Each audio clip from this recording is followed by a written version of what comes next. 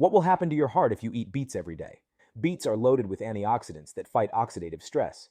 Antioxidants help neutralize harmful free radicals, protecting the heart and blood vessels. This protection is vital in reducing the risk of cardiovascular diseases. Beets are a rich source of dietary nitrates. The conversion of nitrates to nitric oxide helps widen blood vessels. Nitric oxide plays a crucial role in regulating blood flow and blood pressure. Beets are a great source of fiber, vitamins, and minerals. Dietary fiber helps in maintaining healthy cholesterol levels. It also aids in digestive health, which is linked to heart health. Nutrients in beets may support the electrical activity of the heart. This is especially important for those at risk of heart arrhythmias. They are a simple, natural way to support cardiovascular wellness. Beets can be enjoyed in various forms: raw, cooked, or juiced.